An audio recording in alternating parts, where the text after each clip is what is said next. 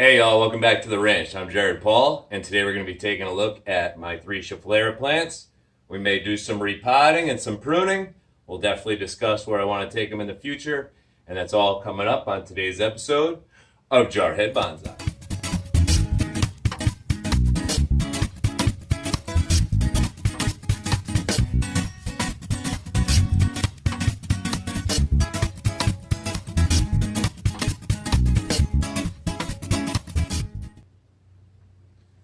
All right, so here we go. I have three Schefflera plants, also known as the dwarf umbrella. And it is, I was confirming earlier that it's not a succulent. It is actually a shrub. So they're grown commonly as bonsai trees because they work really well indoors. You can grow them outdoors probably, in the subtropics and tropics. Maybe in the winter you got to bring them in. But definitely an indoor tree, and they are forgiving. It was one of my first, was here, right here, for $3.33. That's what attracted me to it. It was in this tiny, tiny little pot, tiny. And these were very skinny. I'm assuming they were cuttings. And they were kind of planted like this. And I was like, oh, that's cool. They look like leaning palm trees. And at the time, I hadn't seen any bonsai on it, so I immediately went home, went to the Bonsai Zone channel, saw if Nigel had any, and of course he did. He has a gangsta one, so if you want to check that out on the Bonsai Zone, I would. And so I decided, all right, I really like this bonsai pot. I had three of them, and this one is the widest. So at the time they were smaller, skinnier. They had no woodiness to them at all. This was like February of 2018. I planted them like this in here, and I added some moss later, which died pretty much right away, but it lasted long enough for roots to get all up in there, and so I just didn't want to mess with any surface roots, so I kept watering it, even though, the moss wasn't living, it was getting to the root system. And I kept this pretty wet, and then about a year later, I'd say like 6 to 8 months ago, I had a friend go to Hawaii, and she actually brought me back a Schefflera, and it came as part of a kit. So it was a little baby Schefflera, and it was planted on top of this volcanic rock, and then it came with an acacia bowl to plant it in. So along with the volcanic rock it was planted on, there were all these little, I'm not even sure, maybe pumice? Yeah, some really coarse pumice to plant along with it, but it didn't fill up the bowl at all, so I just top dressed it with perlite, because that's pretty much, safe for any of your plants like this. Perlite with Scheffleras or jade plants, I don't think there's anything better, safer. So that's what I would use. So that one's pretty cool. The roots have really started to grow. They started growing all around the rock and down into the perlite, so I'm thinking they've gotten deep enough where when I do repot it, I'll be able to remove the perlite and just have the pumice and keep it genuine to the Hawaii volcanic theme. And then over here, to my left, your right, this is a cutting from this Schefflera, and it was the only one that I've had survive. I don't know what I did differently. They say you can just stick them right in soil. I don't know if I use rooting hormone powder or not, but I have it today, so if I make any cuts that are worth saving as a cutting, I will definitely always try to do that. So here are my three. Now, this one I'm totally content with right now. It's looking cool. It's got a nice little swerve, and not too long ago, I'd say a month and a half, 2 months ago, I cut it back hard, cut it, pruned the top down to where the swerving stopped because I want it to be palm tree style. That's the way I like these. So I wanted to get a nice like weeping umbrella canopy. And I want to see some nice surface roots come in. This one, it's not, I wouldn't say it's an aerial root, but it is above the rock about a ½ inch, and then it goes in, and that's getting thick, and that looks cool. And some of the other roots seem to be hardening up top. I keep this thing really wet, really, really wet. This one, it's just, I have really well-draining soil, and then it's a shallow drip tray, so I end up spilling water everywhere, so I try to water it often, but it doesn't get as much. This one I fill all the way up. And then this one, as long as I'm watering other plants, it gets watered. I don't pay too much attention to it because it's not much yet. It does have new growth though, and it looks healthy, so I know this one took. Okay, so I guess the big project today would be, I absolutely hate this plant for this pot. Hate it. It's tall, it's green, and it's wide, and it's nice and full, and this pot is just an odd shaped, an odd shaped bonsai pot, especially for this thing that I have going out. I want to have it grow back in and kind of get arches to go together. I think that would be cool. That's the challenge. So I don't want it to go any wider, but I just think it's too big for this pot, and I'm not gonna hack it down really small where it would make sense. So I was looking around for a pot.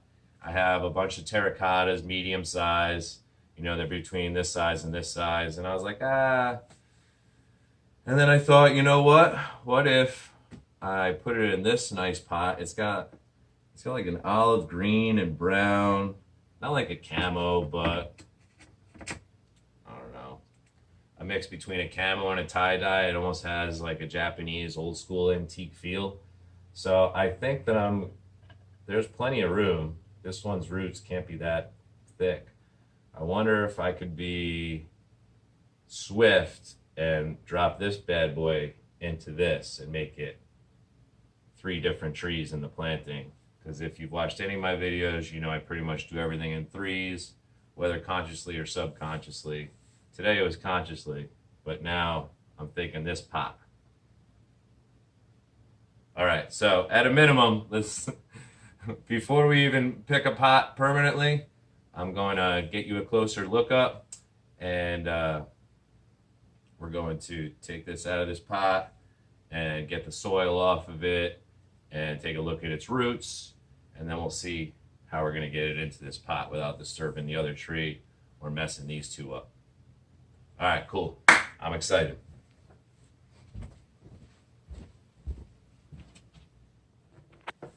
Okay, so here we have it. I took a peek earlier, and the roots have grown right through. So anyways, we'll take this little drip tray out of here and see what we got. Oh yeah, bad boy's in there tight. Okay.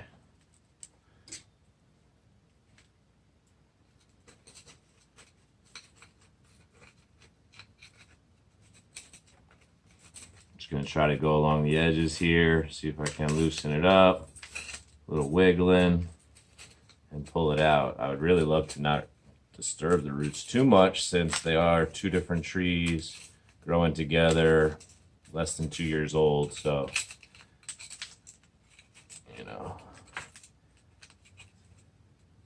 I wouldn't say they fused or anything. They're close together, but they're not growing together. All right, let's see. There we go.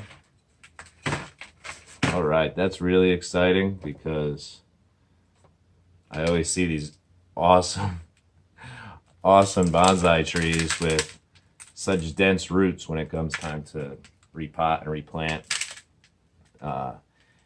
And I just haven't experienced it yet, because I'm going on year 2 of working with bonsais. So that's really cool. I'm feeling it's slightly dry, so I'm going to pause, go get some water, moisten these roots, and then we'll continue raking them out. All right, so here's one of my nifty little watering devices.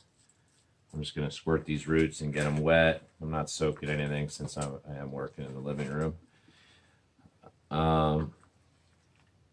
I have all these glass votives on the walls with little starter baby plants and house plants that do well just hanging in water. And then I have some jades planted in soil and perlite, and some Christmas cacti, and spider plants. So I have 4 or 5 different species, hanging on the walls, and the glass votives, short story long, are really difficult to fill with water while hanging on the wall. So either I needed to find something cool like this, or I would have to take them off the wall, and there's 27 of them every time I needed to fill them with water. So this thing worked great. What gave me the idea is when I was a little kid, I was the ball boy for the high school basketball team, and all their water bottles had this little squirting device, you know, just like boxers and other athletes, you know, quick squirt, throw it, get back on the field, get back on the court. So anyways, it was less than $10 on Amazon. If you have a similar situation, or if you're in an indoor apartment, or mainly all your plants are indoors and you're always spilling all over the place, this thing was inexpensive. It's been great. Lots of different situations. Okay, moving on. So this is just going to kind of pull out here. It didn't have any roots rip out with it, so that could just be discarded. Let me get this pot out of here. All right, how much do we want to do? That is the question. I guess I could get the screen out. I can't remember if I did one big screen or a whole bunch of screens. Here we go.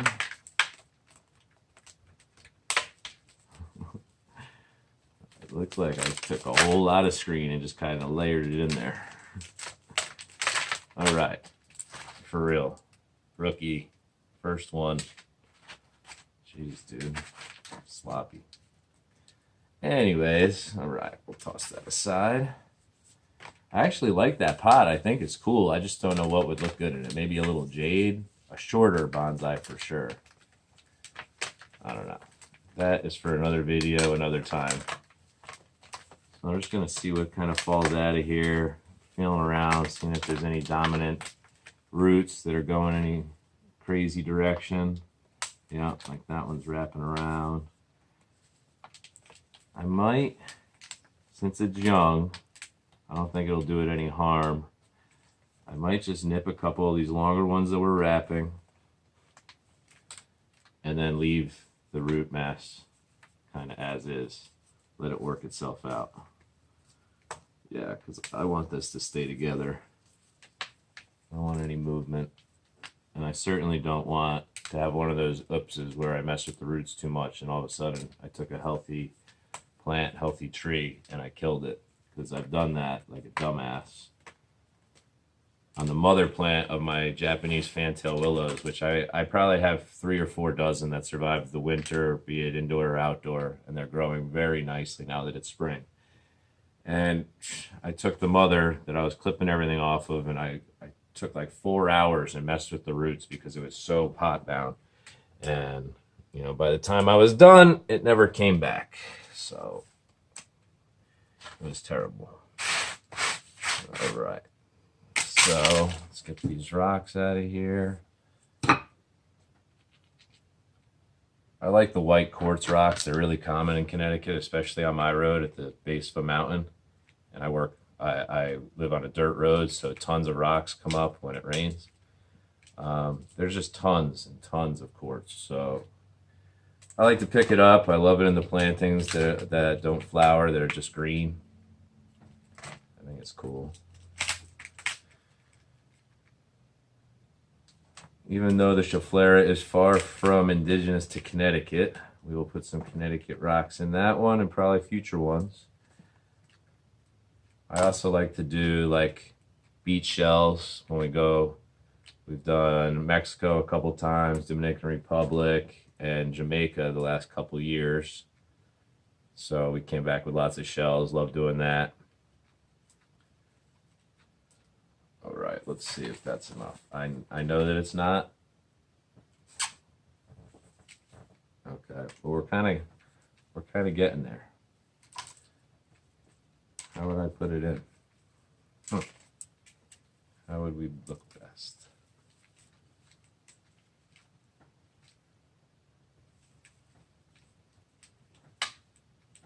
Because this little guy is going to grow away.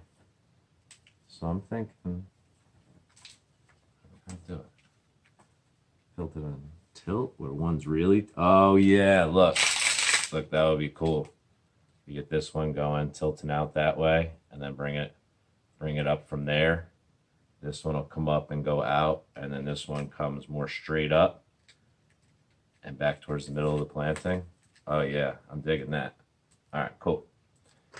So we are just gonna clip off these long ones.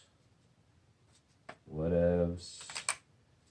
Not cutting too much off this guy. So if you are really new to bonsai, as I am relatively new, or new to plants in general, I would definitely start with this. Get a little one, get some small cheap ones from the nursery, or you could probably order these online as cuttings, mad cheap, and just practice with them. They're forgiving. Check out some pruning, methods and stuff specifically on these online. Time of year to do it, way to do it. YouTube, Avi.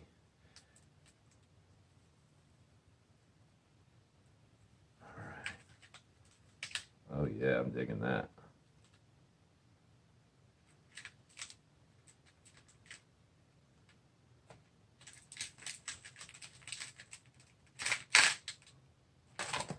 I know this is probably like the weirdest way to do anything, but it's working, man. Oh geez, that was a clay piece. Okay. All right, let's see. Might be there.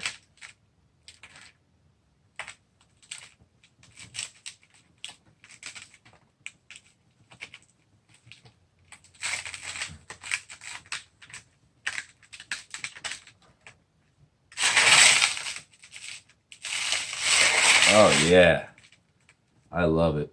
I love it. So speaking of bringing back shells, one of my favorite things is to walk up and down the beach, anywhere I am, any island. I lived in Beaufort, South Carolina for a while, in the Low Country. Most amazing, the Palmetto State. So the most amazing, like, wild groves of palms, different species, all growing wild and crazy. Some half their roots exposed, getting splashed with ocean water. Makes no sense that they should be able to, survive, but they do. So down there in South Carolina, in the Caribbean, down in Mexico, I always love the crazy little groupings of palm trees. I'm growing a bunch of Canary Island date palms and island date palms. Actually, they just don't look like much of anything right now. So you'll see them in the future, I'm sure. Maybe after a couple of years, they'll actually look like something other than long grass. All right, so I'm gonna spin it around, and then I think it just might be good. I won't prune anything off today.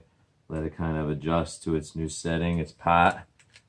We'll water it in, throw some Osmocote Plus on it, and I think that'll be it. So let's take a look here. All right, so I'm really pleased with how this came out. It really looks full and cray right now, and I'm really excited about getting in there and trimming some of this up.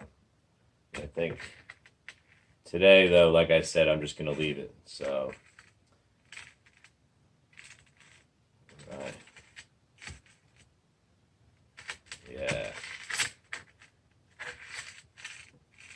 Cool, I like it. I think they all complement each other. They'll have their own space to kind of fill in and see what they can become. I might, now that I'm going this route, I might take out these lower branches that I was leaving in because I wasn't sure what I wanted to do. But that is for another time, another decision. That's the fun part about bonsai, right, y'all? They're your plants, they're your trees, they're your visions. You try stuff, you fail. If you're like me, you try a lot and fail a lot. That was probably, that was the theme of my first 5-6 years of my Marine Corps career. Good initiative, bad judgment. I'm always excited to do shit, and I'm like, I think I'm doing it the right way, and I go in 200% speed, and it ends up 90% right. So sometimes that's great, and luckily in this case, the only one who would be telling are the plants. So, the hell am I talking about? Pick up some plumes, some ploof up here. Let this one continue to thicken up. And yeah, I think it looks really cool. So there it is for today. Check back and I will have an update on this playlist and more to come. My next video I think I'm going to do on, I have 3 different species, 3 seedlings in each, these nice, round, very unique Italian terracotta pots. 3 cool species that I was really proud that I was able to grow from seed, and they're really special to me. So check back for Jarhead Bonsai. If you enjoyed this video and want to see upcoming videos, go ahead, hit the subscribe and that notification bell. And I appreciate y'all stopping by. Have a great day.